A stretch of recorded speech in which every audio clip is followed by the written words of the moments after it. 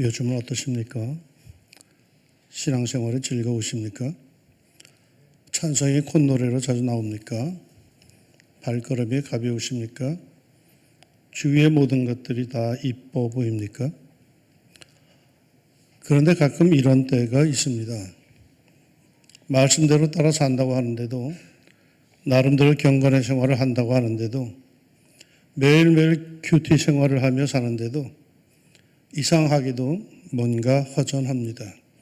왜 그럴까요? 예수를 믿는다는 것, 예수를 따른다는 것은 뭔가 짜릿하고 즐겁고 만족스럽고 콧노래가 나오는 경지라 했는데, 특별히 무슨 잘못을 저지르는 것도 아니고 범죄한 것도 아닌데, 그런 즐거움, 짜릿함은 도무지 찾을 수도 느낄 수도 없습니다. 왜 그럴까요? 구원받았다고 하는데, 하나님의 자녀가 되었다고 하는데 뭐 제대로 느껴지는 것이 없습니다. 성경은 분명 그렇다는데 실제로는 그렇지 않다는 게 참 고민입니다. 왜 그럴까요? 오늘 성경에서 이런 고민을 하는 한 사람을 봅니다. 예수께서 길에 나가실 때 한 사람이 달려와서 꿇어 앉아 묻자오되, 선한 선생님이여, 내가 무엇을 하여야 영생을 얻으리까? 한 사람이 등장하는데 누군가? 마태의 기록에 의하면 이 사람은 부자였고 청년이었습니다. 누가의 기록에 의하면 이 사람은 관원이었다라고 합니다. 아마도 산헤드린의 의원으로서 지방의회 의원 정도가 아닐까 싶습니다. 아무튼 당대에 잘 나가던 그런 젊은이입니다. 예수님께 달려왔다라는 것을 보아서 열망 속에 나온 겁니다. 그리고 꿇어 앉아 묻습니다. 아주 겸손한 구도자의 모습을 보여주는 거겠죠. 그런 그가 예수님께 뭘 묻습니까? 선한 선생님이여, 내가 무엇을 하여야 영생을 얻으리까? 이 청년, 괜찮은 청년입니다. 그의 관심사가 영생입니다. 다시 말해서 하나님의 나라, 신령한 것입니다. 썩어질 것에 온통 관심을 두고 살지 않았다라는 것이죠. 이 질문에 예수님께서 그러십니다. 네가 계명을 안 하니 살인하지 말라, 간음하지 말라, 도둑질하지 말라, 거짓 증언하지 말라, 속여 빼앗지 말라, 네 부모를 공경하라 하였느니라. 10계명, 그것도 사람과 사람 사이의 계명을 준수하라고 말씀하십니다. 그런데 좀 이상하죠? 영생을 얻으려는데 주 너희 하나님은 유일하신 분이시니 그분만 섬겨라. 우상을 섬기지 마라. 안식일을 준수해라. 영적 삶을 살아라. 돌을 닦아라. 금식 기도해라. 뭐 이런 걸 요구하실 것 같은데, 우리 예수님은 아주 평범한 우리네 삶에서 필요한 인간관계의 기본 도리를 말씀하십니다. 살인하지 마라. 간음하지 마라. 도둑질하지 마라. 거짓 증언하지 마라. 속여 빼앗지 마라. 부모를 공경해라. 인간의 도리도 못하며 거창한 명분을 내세워 기도원에 들어가 사는 것, 그거 영생을 얻는 길에서 아주 멉니다. 인간의 도리가 얼마나 중요한지 예수님은 영생의 길을 구하는 사람에게 그 인간의 도리를 요구하십니다. 그러자 이 부자 청년이 뭐라고 합니까? 그가 여짜오되, 선생님이여, 이것은 내가 어려서부터 다 지켰나이다. 어려서부터 다 지켰답니다. 이 얼마나 신통한 청년입니까? 예수님의 즉각적인 반응, 예수께서 그를 보시고 사랑하사 이르시되, 예수께서 그 청년을 사랑스럽게 보셨답니다. 그래서 그토록 사랑스러운 청년에게 다정스럽게 그가 찾는 결정적인 길을 가르쳐 주셨습니다. 내게 아직 한 가지 부족한 것이 있으니 가서 내게 있는 것을 다 팔아 가난한 자들에게 주라. 그리하면 하늘에서 부화가 내게 있으리라. 그리고 와서 나를 따르라. 여태까지는 정말 잘했다는 겁니다. 사랑스러울 정도였습니다. 그런데 가만히 보니까 한 가지가 부족한 듯하고, 그것도 그가 스스로 결정적인 구도의 길을 묻기에 일러주었습니다. 한 가지 부족한 게 있어. 내게 있는 것을 다 팔아 가난한 자들에게 줘. 그러면 하늘에서 보화가 너에게 있을 거야. 그리고 와서 나를 따르라. 정말 친절하게 결정적인 비법을 가르쳐 주었습니다. 영생을 얻기 위해서 인간의 기본 도리, 십계명을 다 지켜온 그 사랑스러운 젊은이에게 딱 한 가지 부족한 것을 알려주었습니다. 그랬더니 그 사람은 재물이 많은 고로 이 말씀으로 인하여 슬픈 기색을 띠고 근심하며 가니라. 이 청년, 분명히 말하지만 교회에서는요, 범생이었을 겁니다. 하나님의 말씀, 율법을 다 지켜 행하며 살았습니다. 가르침, 율법, 조항대로 다 지키며 살았습니다. 얼마나 신통한지 예수님께서 그를 사랑스러워할 정도였습니다. 그런데 이런 청년이 예수님께 나와서 뭘 물었다고요? 어떻게 해야 영생을 얻을 수 있습니까? 놀라운 일입니다. 말씀대로 살았는데도 영생에 대한 감각이 없다는 겁니다. 나름대로 큐티, 제자훈련, 경건생활 철저히 하고 사는데도 영생에 대한 기쁨도 확신도 없다는 겁니다. 아니, 말씀대로 사는데도 왜 영생의 감각이 없을까요? 말씀대로 율법대로 살면 영생을 얻는다고 했는데 왜 그랬을까요? 이에 예수님께서 처방을 내리셨습니다. 내게 한 가지 부족한 게 있다. 네 가진 소유를 팔아 가난한 이들에게 주고 나를 따르라. 이 말씀에 대해서 전에는 저도 했습니다. 한숨을 쉬었어요. 그 청년이 물질이 많음으로 근심하고 갔다는 기록을 보고 나 같아서도 그랬을 거라고 느꼈습니다. 어떻게 그럴 수가 있지? 어떻게 내가 가지고 있는 것을 다 팔아서 가난한 사람들에게 줄 수 있지? 예수님을 따르는 것은 그런대로 괜찮은데 가진 것들을 팔아서 가난한 자들에게 주고 나면 나는 어떻게 살지? 내 노후는 어떻게 되는 거야? 그럼 무슨 재미로 살지? 그랬습니다. 그런데 여기서 놓친 게 있어요. 가난한 이들에게 줘라.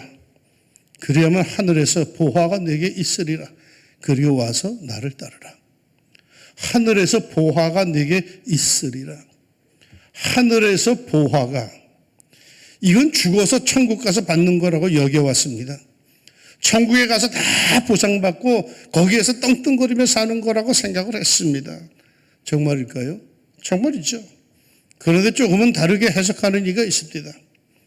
가서 내게 있는 것을 다 팔아 가난한 자들에게 주라. 그리하면 하늘에서 보화가 내게 있으리라. 그리고 와서 나를 따르라. 주님을 따르는 전 단계로서 하늘에서 보화가 내게 있으리라에 주목하는 이가 있습니다. 얼마 전에, 몇 달 전에 어느 유명한 색소폰 연주의 간증을 제가 들었습니다. 이분은 이 말씀을 이렇게 해석을 하더라고요. 가진 것을 다 팔아 가난한 자들에게 주고 나면 하늘 보화가 주어진다고. 그 하늘 보화가 무엇이겠습니까? 행복함이랍니다. 뿌듯함이랍니다. 그러면서 나누어 보라고 합니다. 주어 보세요. 얼마나 행복한지 모릅니다. 합니다. 그래서 자기는 버는 대로 남에게 주기에 바쁘답니다. 이 공연을 해서 엄청을 버는데 버는 대로 세계를 다니면서 어려운 사람들을 돕고 위로하는데 그 모든 재물들을 다 쓴답니다.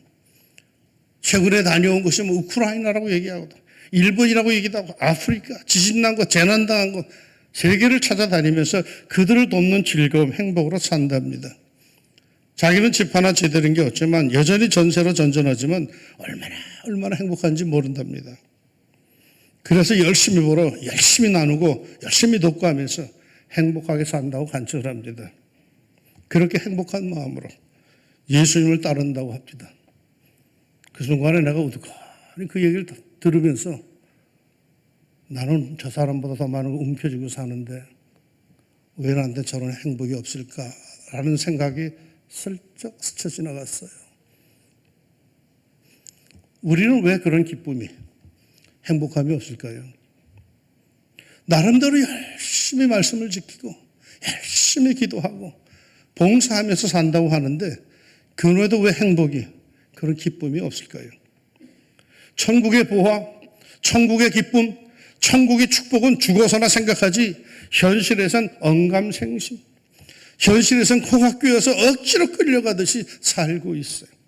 생기도 행복함도 없이 그냥 어휴 하면서 끌려가고 있습니다. 죽어서 누릴 것이라고 천국에 보하는 생각만으로 족하고 현실은 그저 힘들게 껄끄럽게 끌려가고 있습니다. 그런데 말입니다. 나누는 사람들, 섬기는 사람들, 그들을 가만히 보면은 그렇게 행복해 할 수가 없어요. 내가 보기에는 자기 먹을 것도 별로고 자식 먹일 것도 별로고 자기 입을 것 쓸 것도 별로인데 행복감은 최고 수준입니다. 비결이 뭘까요? 그들에겐 하늘의 보화가 있습니다. 남모르는 신령한 기쁨이 가득합니다. 그러게 별로 풍족하지도 않으면서 늘 베푸고 섬기고 나누고 주님께 드리면서 행복해야 합니다. 쌓아놓고 사는 사람들 중에 인색한 사람들, 누군가를 위해서 재물을 나누고 베풀고 하는 것이 없는 사람은 늘 그 얼굴 그대로 뭔가 좀 메마른 듯한 그런 모습입니다. 그 얼굴에 말이요 평화가 없습니다. 성경이 말하고 있는 성도의 희열, 만족함, 윤기가 흐르는 그런 삶, 그런 얼굴은 아닙니다. 왜 그럴까요? 예수님께서 그러셨어요. 줘라, 그리하면 하늘에서 보화가 내게 주어지리라. 그 보화가 바로 행복함이요, 내적 부유함이요, 넉넉함입니다. 그런 얼굴로 그런 마음으로 예수님을 따르는 것입니다. 그저 코가 끼어서 억지로 할 수 없이 끌려가던 믿음 생활하는 게 예수님께서 원하시는 거 아닙니다. 베풀면서 합시다. 나누면서 합시다. 움켜쥐고 살지 말고 하늘의 보화, 행복을 누리기 위해서라도 주위를 돌아보고 어려운 사람들을 도웁시다. 이런 설교 별로 인기 없다는 거 나도 잘 알아요. 사명이 크게 안 나와. 그러면 어떻게 해서 성경이 있는데 해야지 목사님. 오늘 말씀에서 저 자신부터 솔직히 고백하건데 젊은 시절부터 이 말씀, 이 본문을 읽을 때마다 나도 아멘을 못했어. 아니 어떻게 다 팔아서 남을 줘. 이 다 팔아에 항상 걸렸어. 아이고 다 어떻게 팔어. 그런데 여러분, 주님의 의도는 다 팔라는 게 아니에요. 주라는 거야, 주라는 거. 네가 움켜쥐고 사는 거, 그거 좀 주라는 거예요. 홀랑 다 팔, 알거지가 되는 뜻이 아니에요, 절대로. 좀 주라는 거예요. 주면서 살라는 거죠. 우리는 늘 달라고만 기도하는데 성경에 보면은 이런 이들이 복이 있다고 하십니다. 주 예수께서 친히 말씀하신 바 주는 것이 받는 것보다 복이 있다 하심을 기억하여야 할지니라. 이 주는 게 더 복이 있답니다. 며칠 전에 어떤 분이 재물을 들고 와서 어려운 일을 돕는 데 써달라고 합니다. 그분 가정도 넉넉하지 않은 것을 내가 잘 아는데도 그럽니다. 분명 주님께서 주시는 하늘의 보화, 돈으로 살 수 없는 행복, 즐거움, 날아갈 것 같은 가벼운 건강, 헛놀의 뿌듯함, 하늘 보화가 그에게 있습니다. 생각해 보세요. 이 땅에 얼마나 도움이 필요한 사람들이 많은데, 그런 일들을 하는 데가 얼마나 많은데 그들은 무슨 재물로 그 일들을 하고 그들은 대체 뭘 먹고 살겠습니까? 좀 나눕시다. 하늘 보화가 가득할 겁니다. 영생의 확신이 안 드십니까? 공부 그만하세요. 이젠 가진 것을 좀 나누세요. 어려운 사람들을 돕고 나누세요. 영생의 확신이 생길 겁니다. 하늘의 보화를 얻은 기쁨과 행복함 속에 자신이 구원받았음을, 하나님의 자녀가 되었음을 확신할 것이며 세상에 대하여 당당하게 살 겁니다. 예수님께서 산상수훈에서 보장해 주신 말씀입니다. 그러므로 염려하여 이르기를 무엇을 먹을까, 무엇을 마실까, 무엇을 입을까 하지 말라. 이는 다 이방인들이 구하는 것이라. 너희 하늘 아버지께서 이 모든 것이 너희에게 있어야 할 줄을 아시느니라. 너희는 먼저 그의 나라와 그 의를 구하라. 그리하면 이 모든 것을 너희에게 더하시리라. 이 말씀이 그대로 여러분에게도 이루어질 줄로 믿습니다. 어렵게 살던 이가 있었어요. 열심히 기도해주고 축복해 주었죠. 그럴 때마다 목사님 감사합니다. 이 은혜 잊지 않고 꼭 갚으며 살겠습니다. 그랬습니다. 이들의 순진함 산과 부지런함에 하나님께서 복을 주셔서 살림이 점점점 펴나갔습니다. 돈 버는 재미가 쏠쏠했습니다. 그러더니 어느 순간 교회에서 안 보여. 웬일인가 했더니 자기가 돈을 많이 벌었다고 교회에서 알기에 교인들이 은근히 큰 헌금할 것을 자기에게 기대하는 것 같아서 그게 부담이 되어가지고 다른 교회로 옮겼다는 겁니다. 이거 웃기는 얘기예요, 이거. 이 교회가 뭔지도 모르는 거야. 코미디야, 이건. 하나님의 역사, 하나님의 일은 세상 재물 많이 가진 사람에 의해서 이루어지지 않고 하늘의 보화가 가득한 사람들에 의해서 이루어집니다. 교회는 어느 특정인에게 헌금을 하라고 강요도 기대도 하지 않습니다. 교회는 믿음이 좋은 그야말로 하늘의 보화를 누리는 사람들에 의해서 하나님의 역사를 이루어 왔을 뿐입니다. 사랑하는 여러분, 물질에 사로잡히지 맙시다. 돈에 대해서, 재물에 대해서 가장 당당하게 말할 수 있는 데가 어딥니까? 교회죠. 하늘의 보화를 운운하는 교회죠. 세상에서는 이런 말을 못해요. 우리는 말이요, 배품으로 행복해지고 나눔으로 영생의 확신을 가질 수 있는 사람들입니다. 왜냐하면요, 예수님께서 그렇게 가르쳐 주셨습니다. 가난한 이들에게 주라. 그래야만 하늘 보화가 있으리니 그 후에 와서 나를 따르라. 예수님을 따르는데, 예수님의 제자가 되어 따르는데, 예수님의 말씀대로 산다고 하는데 왜 만족함이, 왜 기쁨이 없다고요? 순서가 틀렸습니다. 예수님께서 말씀하시길 주라고 나누라고, 그러면 하늘 보화를 얻는다고, 그리고 그 뒤에 주님을 따르라 하셨는데 이 중간 단계를 생략했습니다. 추상화했습니다. 주지 않습니다. 나누지 않습니다. 움켜쥐고만 삽니다. 그러니 행복하지 않습니다. 예수를 따른다고 하면서도 허전합니다. 얼굴이 밝지 않습니다. 하늘 보화가 주어져 있지 않기 때문이죠. 순서를 바로 합시다. 순서가 틀리면 이상하게도 원하는 결과가 제대로 나오지 않습니다. 재료는 다 들어가고 그저 똑같은데도 결과물은 영 딴판입니다. 왜요? 절차가, 과정이 틀렸기 때문입니다. 순서를 바로 합시다. 나누는 이들에게 하늘의 보화가 있습니다. 엄청 행복할 것이요, 콧노래가 나올 것이요, 삶이 뿌듯할 겁니다. 움켜쥐는 불안함으로 세월을 보내지 말고 도움과 나눔의 손을 펼쳐서 하늘의 보화, 행복함을 얻고 즐겁게 예수님을 따르는 복된 제자, 주께서 올해 우리들에게 말씀하신 대로 세상에서 복이 되라는 그 주님의 말씀에 순종하는 예수님의 제자가 됩시다. 꼭 그리 살기를 주의 이름으로 축원합니다. 아멘. 기도합시다. 우리는 하나님의 자녀들입니다. 하늘을 소망하며 사는 저희들이죠. 그런데 때로는 우리가 세상에 발목이 묶여가지고 벗어나지 못하고 있습니다. 하나님, 나름대로 말씀대로 산다고 율법을 지키고 기율을 지키고 큐티를 하고 경건생활을 하고 다 해왔는데도 불구하고 그래도 마음 한구석에 뭔가 좀 찜찜한 것이 있어서 예수님께 나와서 어떻게 해야 되겠습니까? 라고 물었더니 잘했다. 그런데 한 가지 너 부족한 게 있어. 너 갖고 있는 것 그거 좀 나눠주라. 그리고 날 따라와라. 그러면 네가 정말 행복할 것이다. 예수님 말씀하시는데 아직까지도 주저주저 하는 저희들 되지 않게 해주시고 내 손에 있는 걸 들여다보게 하시고 나눌 수 있는 저희들이 되게 하여 주옵소서.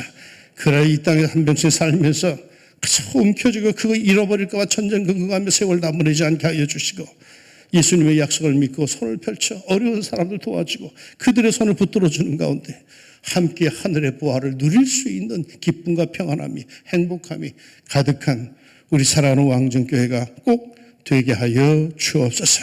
예수님의 이름으로 기도합니다. 아멘.